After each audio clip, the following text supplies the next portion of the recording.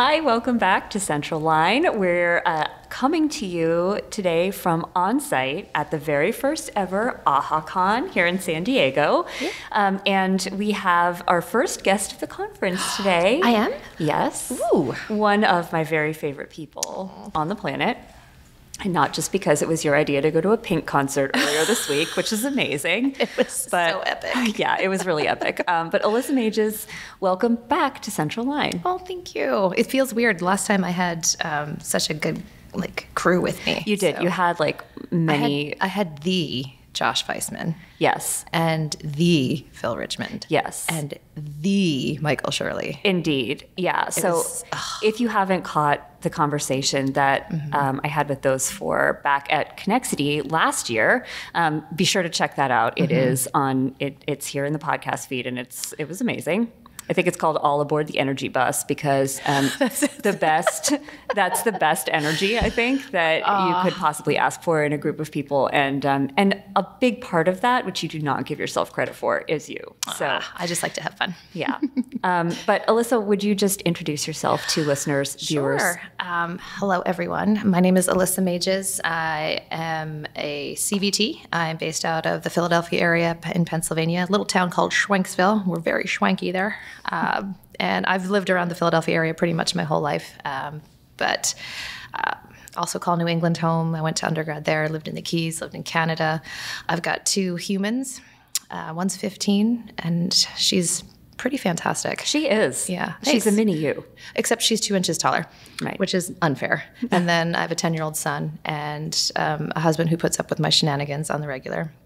My pronouns are she, her, hers, and I am down to one furry creature in my house right now, which is a little sad, but also kind of liberating, which I feel bad saying, but yeah, she's a lot. She is a lot. I mean, she's a whole mood. So she has resting, her name is Butter. We had bread and butter, and now we just have butter, and she has resting butter face, so it is no longer the other RBF. It is resting butter face. Yeah, she could actually redefine RBF on her own because she is a pro. She's so vicious. So yeah, I hang out with my company, Empowering Veterinary Teams, or EVT, and I'm also really proud to be the director of the Mentor Vet Tech program with Mentor Vet, and getting ready to launch a new company in the new year. It is called Nurture, no E on the end, and that's going to be focused on veterinary team communication. So training and utilizing gamified avatars. It's really cool. Because you didn't have enough to do. No, it's really, if I'm not busy, I don't know what I'm doing. So I'm also very, very good at doing nothing. But when I'm on, I'm on. So. Yeah. Yeah, I identify with that a lot. Yeah. I'm either doing everything or absolutely not, or watching. There's no gray area there. Yeah, cooking show after cooking show on Netflix. So 100%. Yeah. And life's simple pleasures, Yes, absolutely. So, Alyssa, I know some of this about you, but I'm curious what your answer will be. Ooh. But I was wondering if you have a third space. You wear so many hats that require you to be present in a way that isn't about you. You're a mom, you're a wife, you're a very, prolific speaker and educator and business owner. So where do you go when you don't want to be any of those things? Just be Alyssa. I have a third and a fourth space. Am I allowed to have two? Yes. Okay. So first is the water. So I've been a swimmer since I was 10 or 12-ish, somewhere around there. And then I shifted into synchronized swimming. And there are 2 other synchronized swimmers in veterinary medicine. Shout out to Karen Chenoy and Teva Stone. Yes, I did. I outed you guys. Sorry. Yep. And now we're gonna have to make that. We happen have to make that point. trio happen. So I no longer compete. I've had a whack ton of knee surgeries. But I get in the water and I just can disappear even though it's transparent. And it just is, that's my meditation. I'm not good at doing the sitting still meditation, but if I get into that zone of either lap swimming or simply just being on a paddleboard in the middle of somewhere, that's where I don't have to be anything. I can just be. And then my fourth space is on a stage singing. So I am in a Tom Petty tribute band called Hypnotic Eye. And I do all the background vocals and hand percussion. And then every once in a while, they let me sing a Stevie Nicks song because she and Petty were really good friends. And I don't have this hairdo when that happens. I throw on a wig and I get to disappear, even though I'm in the spotlights, but I'm just in the I can't even talk today. I'm in the moment, I'm in the music, and I'm just rocking out. And it is amazing. It's the music I grew up with. My dad got me hooked on Petty and the Heartbreakers, and then the Traveling Wilburys, and all of those good guys that had a lot of influence in other different types of genres. But I mean, I could talk about music all the time. So, and we did talk about music a lot this week. We love it. Yeah. So it's medicine. Music is medicine. Music is medicine. And in fact, we have a speaker talking about that. Oh, really? At this conference. Yes, Dr. Charles Short. I'm going to have to check that out. Yes, I'm very excited for that talk. And there really isn't a genre of music I don't like. Yeah.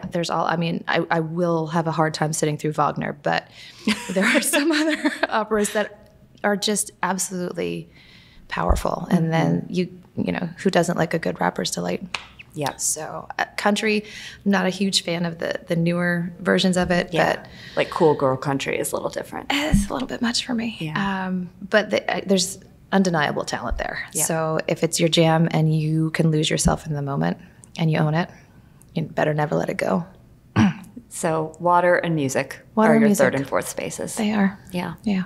Well, that's pretty great. And I know how important that is to you now, especially with some health challenges and all the stresses of owning your own business and everything. So There's a few. Yeah, just a few. But I'm glad that you have those. Thank you. Me too. Everyone has to have that, whatever that looks like. And it may be totally different. Also, if I can disappear into an excellent novel, that's a good place to be too. Yeah. Yes, I'm excited to trade more book recommendations with you. So we'll make sure that everybody knows where to reach you and find out more about what all your, the work that you're doing. But the work and the quirks. The work and the quirks, yeah. So we'll make sure to drop some of those links in the show notes and bring them up at the end. But so here at the conference, our theme this year is Level Up. And I love that theme because I feel like it could encompass so much. You really can think about what area of your life you want to apply that to. But for you specifically, looking ahead at the next, 6 to 12 months, what does leveling up mean to you? Bringing everyone up with me. So for me, it's hard to look back and reflect and celebrate the little moments. I'm not great at that. Samesies. Right? Because we're like, we got to get to the next place. We got to go to the next thing. And we don't take the time to really sit back and recognize, I've actually made it. I'm already enough. And it's not about me. That was never the goal with starting EVT or any of these other ventures. It was never supposed to be this. So my goal over the next 6 to 12 months is that everyone knows who the EV team is and they get their chance to shine and they get to step up and I get to step back. Because it's really, for us, especially as, a het cis white woman, I don't need to be in the spotlight at all. I've been there enough. And it's really important for anyone that has been othered in their experience to shine. So I am ready to just take both hands and get everyone up and push them up and beyond and just be that boost that they need. Well, that's something you do really well. And it's one of the things that when we met, I felt the most about you was just that your energy always says there's enough for everyone. And I want to make sure that everybody feels that. Thank you. That means a lot. That's what I really want that to show up, and I'm really glad to hear it does. Thank you. Yeah, it's an abundance mindset, not a scarcity mindset, like where you don't have to compete. We can actually all just share in there's more than enough resources, more than enough space and stage for everybody. Yeah. So I love that. Thank you. That definition. And I definitely see that happening. It's coming. Yeah, like not just from the work you're doing, although in a large part from the work you're doing, but also so many other groups are working towards that same goal right now, and that feels really good to be here at this moment in vet med. I agree, and I think it hurts me in a different way when I hear people say that vet med is broken. Are there parts of it that need a lot of fine tuning and fixing? Yes, 100%. I'm not denying that. But to say it's broken implies that it's irreparable. And I can't agree with that. Looking at all the work that Nicole Bruno's doing with Blend, looking what Valerie Marcano's doing with Possibilities, looking at what all these other organizations, you've got the anesthesia nerds lifting people up. Look at what Carrie, Journey, and Steven Sital have done. Oh, yeah. That's amazing, Yeah. right? And the practice they just started. The practice they just started here in California. And there's so many other organizations get motivated with their burnout prep certification course. That wouldn't have happened 5-10 years ago, right? And all the conversations that we're starting to have more readily, and the big organizations are starting to notice. Yeah. And they're stepping in. And my dad and my mom both have always said, you're not going to make a difference from the outside in. Always. You can have a different perspective, and that's necessary too. But you've got to sometimes stick in and dig in to get it moving forward. Yeah. And that's how how do you fix a car? Not from, standing like, there's something wrong, but you like open the hood and actually figure it out and get a little dirty. Get a little dirty. And so I can't get dirty all the time on 14-hour shifts anymore, but I have a team that can help me do that, and I happily will show up and do that when I can. And really, if you can look at that, look at all the different practices that are making a difference. This is the ripple effect. Yeah. Right? So every time you throw a pebble, it spreads. So you do one good thing, it's going to affect so many people. So it's rusty, and the axle may be a little bit loose, but the red wagon's okay. It's going to push along. Yeah. We'll get there. Well, and I love, like, my favorite analogy, which we've talked about, because we were talking about tattoos the other day. But can you ever have too many? I don't think so. I'm sure that's subjective, but I would say, but I told you that one of the things that I love the most is the concept of kintsugi, the Japanese art of fixing broken pottery with gold. Yeah, and so when something actually breaks into multiple pieces, they glue it together with this gold epoxy, and it's really, really beautiful afterwards. Yeah. And I feel like maybe that's how I want to think of vet med right now, is it is a little bit broken in the sense of there are pieces that aren't aligning the way that they should. Yeah. But we are seeing so many people wanting to be that gold glue that puts it together. I love that. And that's a better analogy. And I think that's a much more apt description, because to your point, there are disparate pieces. Yeah. So it is a little broken. At the end, we're going to have something it's a piece of art. Yeah, exactly. And what is medicine? Yeah. It's an art. Mm-hmm. Ooh. Yeah. That was good. I'm seeing some merch. Yes. Like a blue ombre glaze. Oh, yeah. This is good. All right. Well, now that we've decided that it's a new line of merch. So that actually is a good lead in to the next thing I was going to ask you, which, Tech Week is coming up. It's September right now, so Tech Week is in less than a month. And at AHA, as many places, I feel like October has sort of turned into National Technician Month, because this year we have the very first AHA Technician Utilization Guidelines coming out October 1st, which you were on the task force. I was. That created those. And I am so excited for those to hit. They're actually going to be in Trends magazine in the October issue that gets mailed out. So I'm super stoked. But they'll also be available on the AHA website, aha.org, which for free, so everyone can access them. Yes. Read them. Yes. And I'm really curious to know what that process was like, because those guidelines, that task force was a lot of very strong personalities. Coming together to create something cohesive. It was, I'm not going to lie, a little bit of imposter syndrome. Like, you want me here? I don't think you're the only one. No.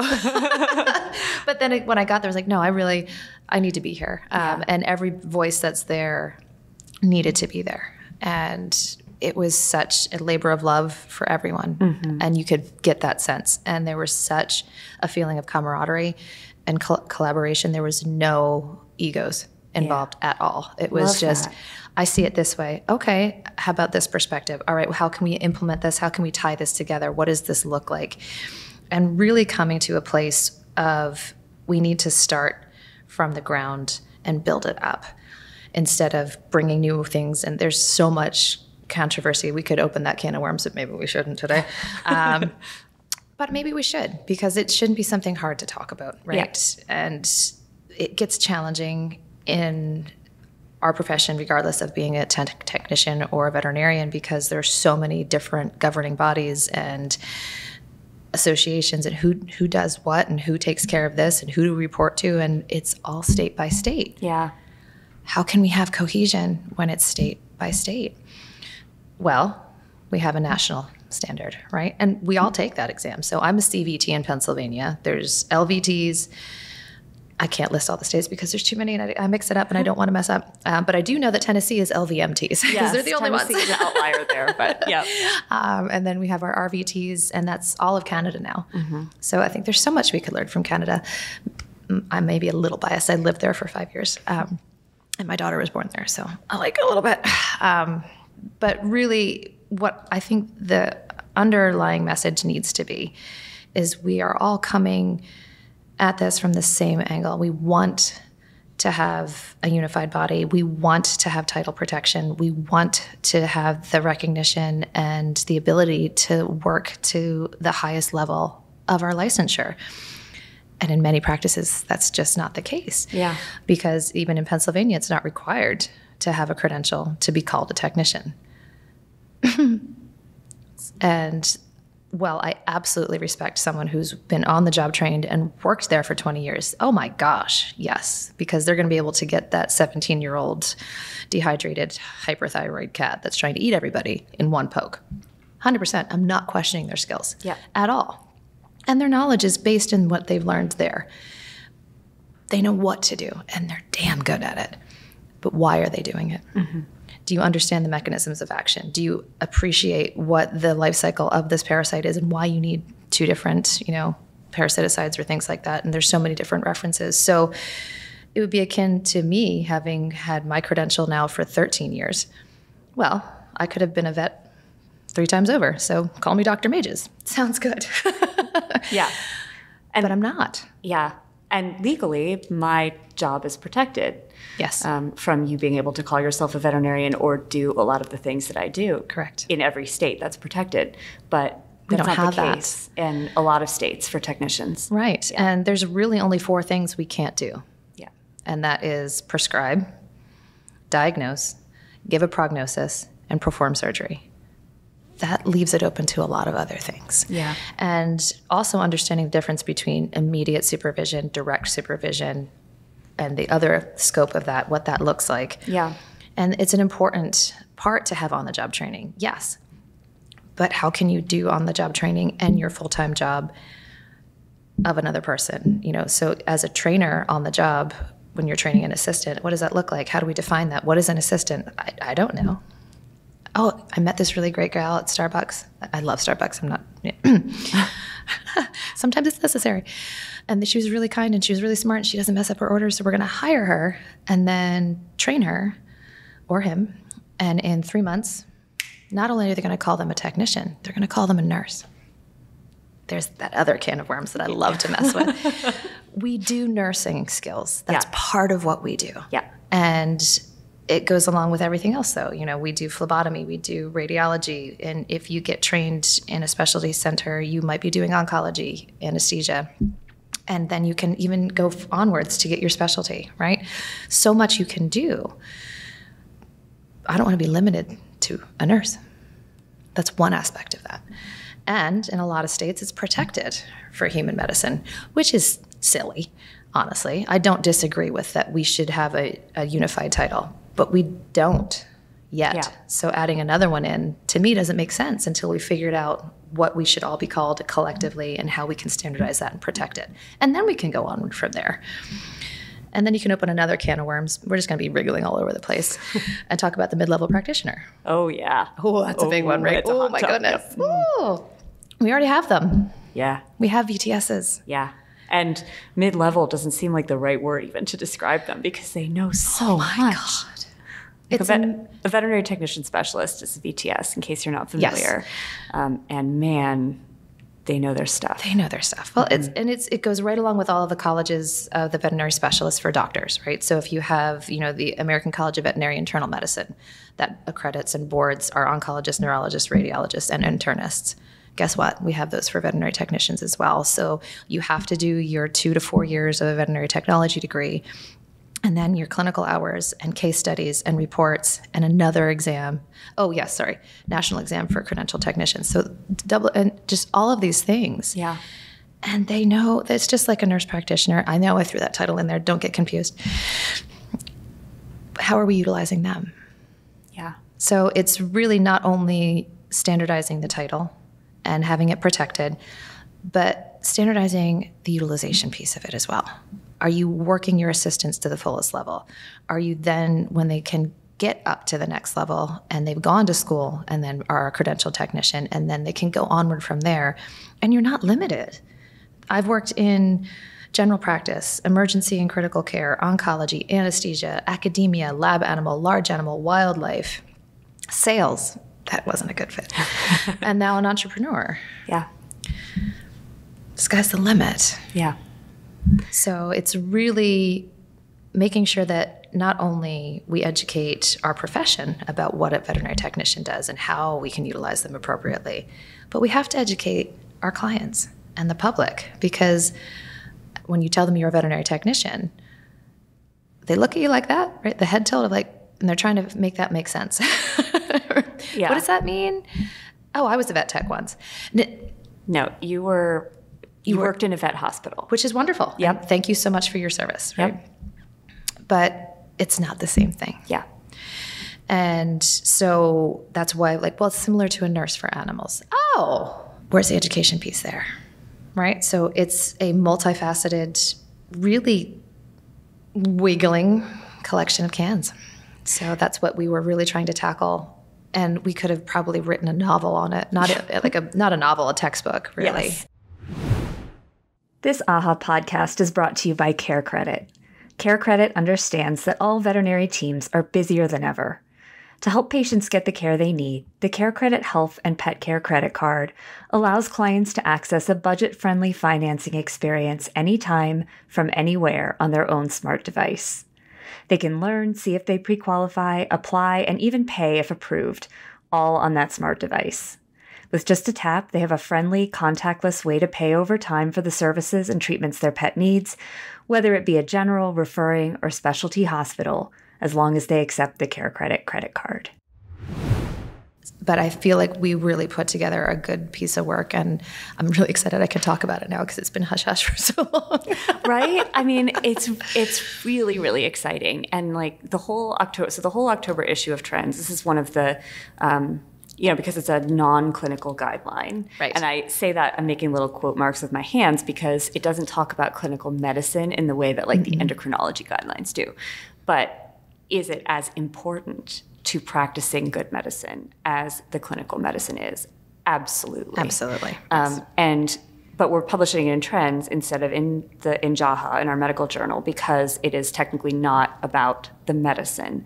It's about all the other stuff that you need to make excellent medicine happen, just like the mentoring guidelines were earlier this year. And I think that's one of the things that I am loving most about watching, besides AHA, so many organizations starting to realize and embrace is that even if they've been talking about clinical medicine only for a very long time, like AHA has been talking about clinical medicine with some practice management pretty much exclusively, now we're starting to realize that the so-called soft skills, I know I hate that, but the soft sciences like psychology and communication and leadership, yes. All of that stuff is so essential to what it really means to run a successful veterinary clinic and to keep a team happy and fulfilled and together.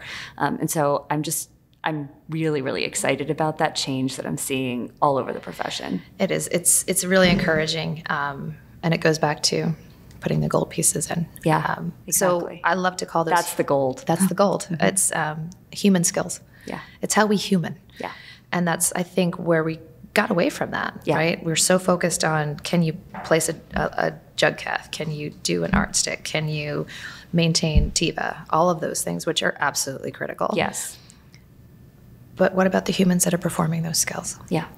Because if you focus solely on your clinical skills and you stress out over that, what happens to your well-being, right? And if one suffers, so too does the other. Yeah. So we've got to do all of it. And that seems like a lot. Yeah. But there's a lot of resources out there and a lot of organizations that can help. Yep. Absolutely. Okay. Another question for you. Uh-oh. So tech guidelines being released the same month as National Veterinary Technician Week. I'm curious if you could have a gift or a wish, like say it's your birthday and you get a cake and it's got a little candle on it and you blow on it and you can make a wish. If you could wish something for National Veterinary Technician Week, what would it be? I only get one wish. Or is it one of those candles that I blow it out and it lights back up? Because that would be fantastic. I mean, it could be a wish that encompasses more than one thing, I guess. Okay. Oh, that's really hard. I know. I feel like we should ask all of our technicians this, though. I agree. Like, we just give them things, but like, what do you Can I really have a pizza want? party? Yeah.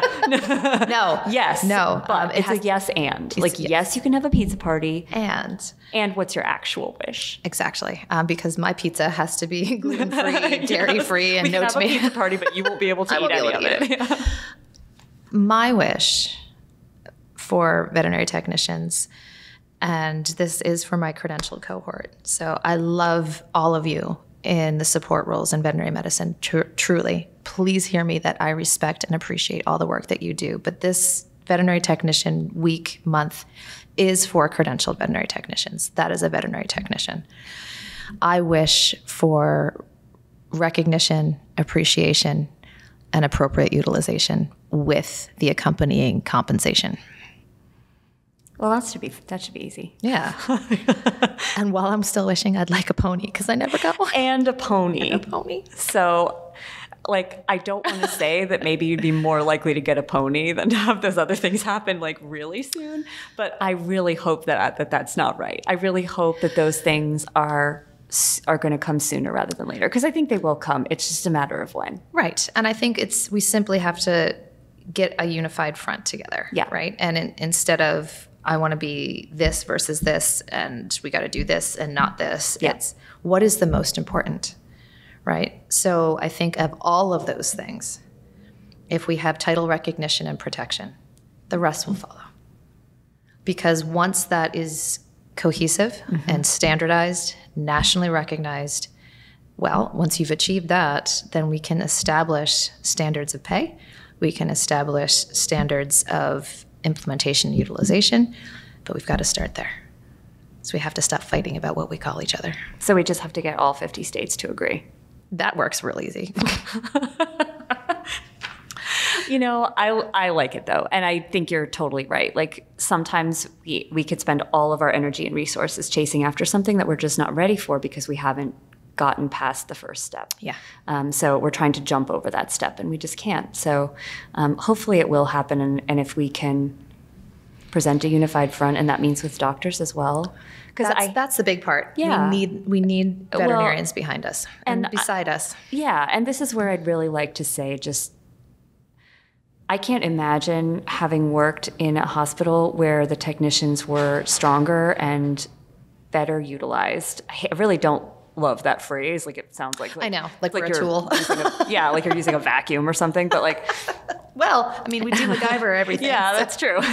But I feel like the technicians at the hospital where I last worked. So shout out to Shiloh again, Shiloh Veterinary Hospital in York, Pennsylvania. But they had so many credentialed technicians and they were really able to do a lot. And I saw the full capability of that, not just that technician degree, but of the people who go after that degree and do the necessary CE to keep it and want to go to conferences every year and get a CE allowance and use it and ask, can I try this or can I learn this?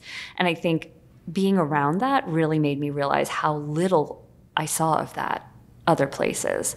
And I wish every veterinarian would have the chance to work in a practice like that where you come into the culture and that's already the culture, because that will shape how I see technicians from now until forever, based on looking at those strong people doing what they were trained to do and loving it. And what did that do for your workflow?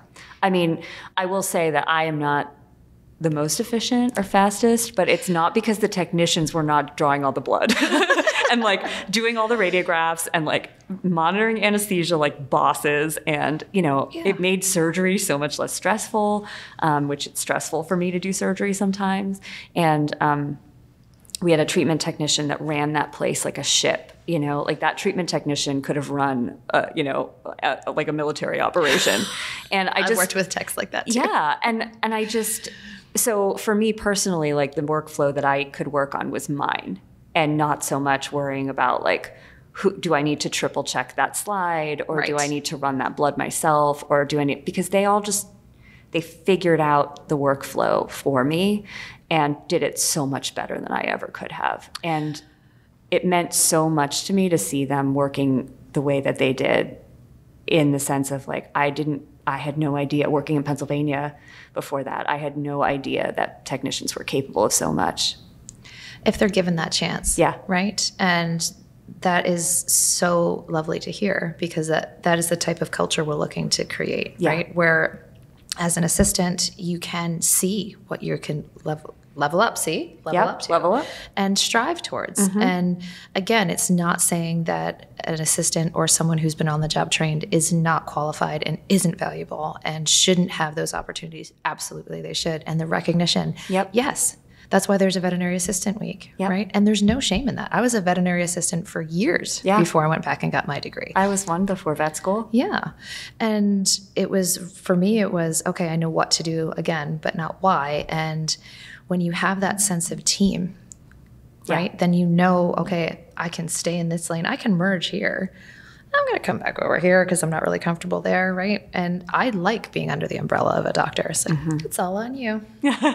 I'm happy to sit over here and play with the things that I like. I'll stay in my corner of the sandbox. Thank you.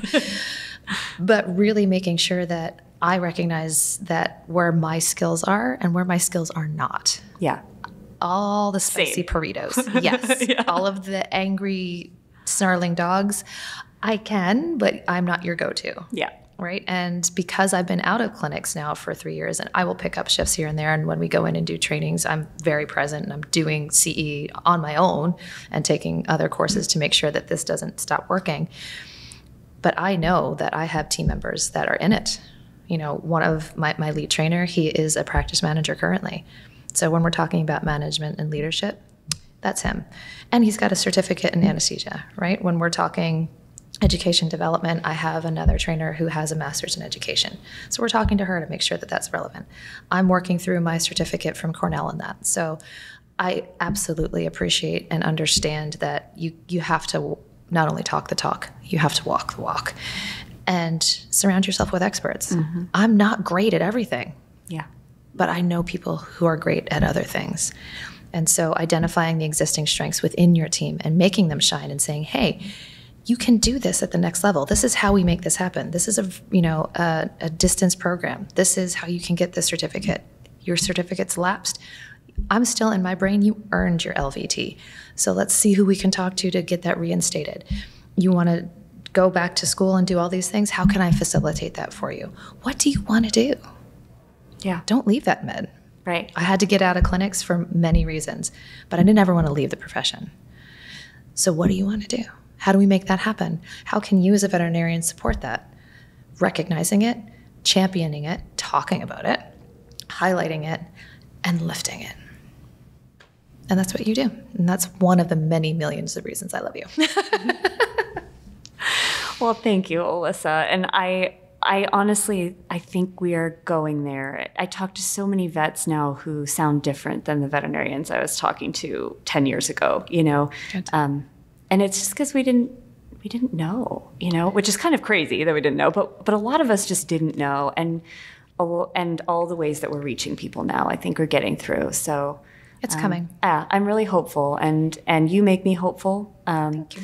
I would love for people to know where they can find everywhere. Yeah. Yeah. Find it. Where can they find you? But like, where can they find what you're working on, information about your programs, and also stay tuned for your new venture? I know that's, so we have all the websites are up. So empoweringveterinaryteams.com, nurture.co, it's NURTUR.co, mentorvet.net/tech.